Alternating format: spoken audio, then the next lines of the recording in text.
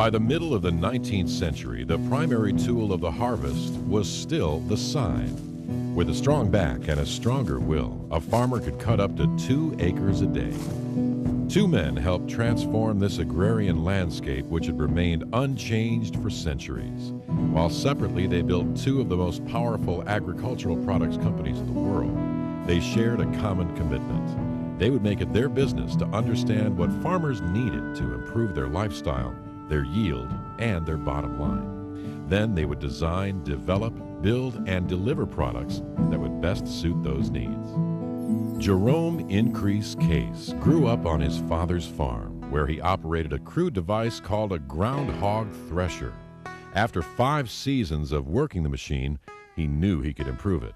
He founded his company in 1842 on the basis of those improvements, and soon couldn't make the machines fast enough to keep up with the orders. Case never saw himself as an inventor. His success was founded in the hard work necessary to be the link between the inventors and the farmers. His unshakable honesty and commitment to quality were legendary. In 1884, a Case thresher on a Minnesota farm would not live up to its performance promise, despite the efforts of the local dealer and a plant mechanic. Case sent word to the farmer that he would be arriving by train to fix the thresher himself. Case tinkered with the machine for hours until the sun began to set. Finally, he asked the farmer for a can of kerosene. Case doused the thresher and set it on fire. Before the fire went out, Case was back on the train. Within 24 hours, the farmer had a new Case thresher operating in peak condition. J.I. Case set the standard for his company that still exists today by refusing to disappoint even one customer with a product that bore his name.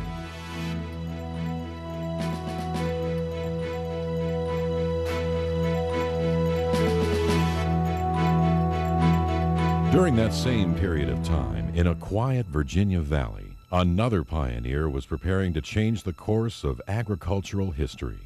Like Jerome Case, Cyrus Hall McCormick also grew up on his father's farm.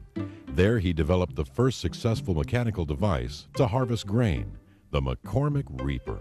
He was only 22 in 1831 when he gave the first public demonstration of the Reaper.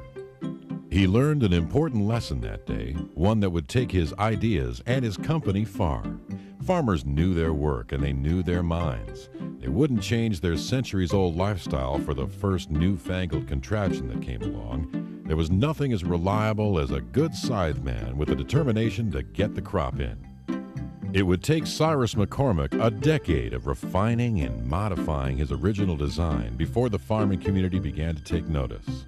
The Reaper was finally mass-produced for distribution throughout the grain states and eastern Canada in 1855. In those days, most sales were for cash, but Cyrus McCormick sold on credit, 1/3 down, and the rest due after the harvest. McCormick's products were the first ever to carry a warranty. At a time when a faulty product was most often the consumer's problem, McCormick offered a money-back guarantee if his machine did not cut 15 acres a day and save a bushel of wheat an acre. The guarantee was backed by other innovations such as knowledgeable service and replacement parts available locally. The word got around. Cyrus McCormick was on the side of the farmer. He understood the farmer. And so the last of the skeptics were induced to buy. Once the agricultural community embraced the machine age, Case and McCormick poured their energy into creating more powerful and more efficient machines. The Industrial Revolution brought a new generation of farm machinery, the harvester thresher, otherwise known as the combine. The ability to gather, thresh, and separate grain all in one pass once again revolutionized the industry.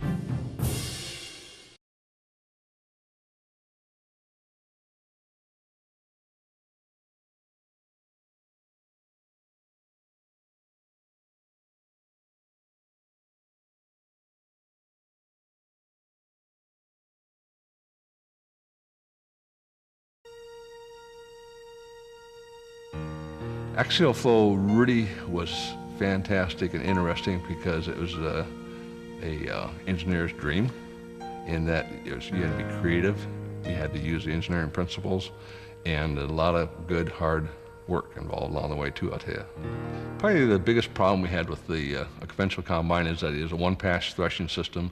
Therefore, you could not thresh all the grain, or you cracked too much of the grain. And second thing, you couldn't separate it efficiently in certain conditions, real high moisture conditions and so forth. The use of straw walkers or straw racks were very poor at separating grain when you try to put high capacity through them. I don't like reciprocating motion in a machine. It shakes itself apart. And when you're trying to do the thrashing job, you had to be so aggressive with a conventional cylinder. You had one try at it, and if you didn't get it separated from the stock, well, then it was going out the back of the machine. One year we got to thinking, why don't we make one big rotor and put it in a combine, take the straw racks out, and go from there. And so we began lab testing. We had nothing but just the rotor, the cage, and electric motor. And then we started going from there. We had the rotor and the cage laying horizontal on the floor, and we'd drop ears of corn and bundles of grain in kind of one at a time to see how the flow was and so on and so forth. Studying the high-speed movies, of which we took 8, 10, 12 rolls of film. We processed them at night and brought them in and studied them every morning and came to a consensus of what we needed to improve flow of material and feed in those areas.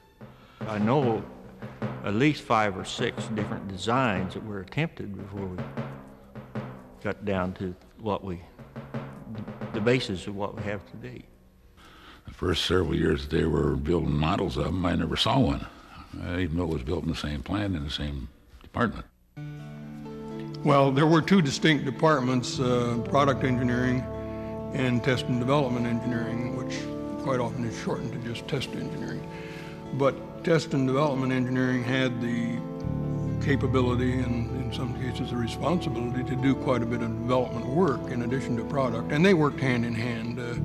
There was almost always somebody from both departments with the machine, either in the lab or in the field.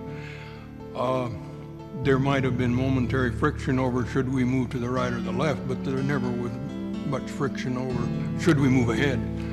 Engineers, both test and design, have a tendency to say, I can do better, and it's not ready yet.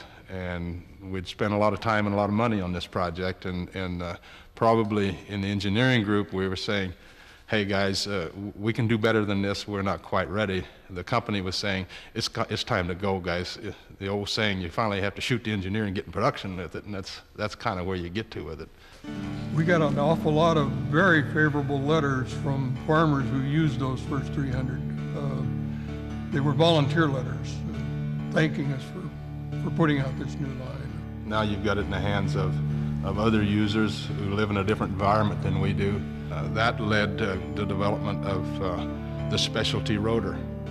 And the specialty rotor really took a lot of the sensitivity out of tough conditions in all crops, and so it became more of an all-crop machine. The farmers will tell you, they're the ones that, really have to tell you if we did our job or not, but, low grain loss, crackage, get more out of the field. Those are all things. I mean, we kind of proved it to ourselves, but, we don't buy combines.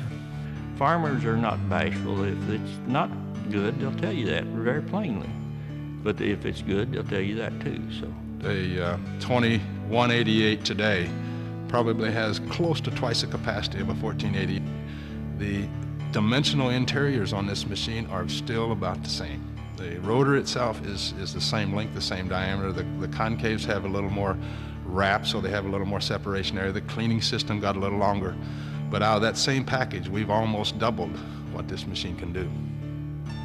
If you don't have many moving parts, and you don't have many chains, you don't have many belts, you don't have many idlers, you don't have many bearings, you just are simply a very simple machine. If I don't have many parts, it's got to be a lower maintenance machine, and it is.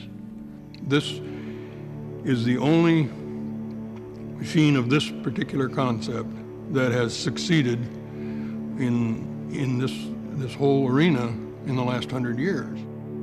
we all kind of had that feeling that we were part of some initial history that, you know, would only be once in a lifetime. We'd never experience it again. You don't get a product such as this without a lot of help. And all these people helped, and helped tremendously. They were equal in every effort of getting there. They were just a tremendous help. Talked to two customers that had, each one of them had still had one of the originals. One of them was still using it. We tried to tell him it was time to buy a new one. He says it just wouldn't wear out. He wasn't gonna trade it.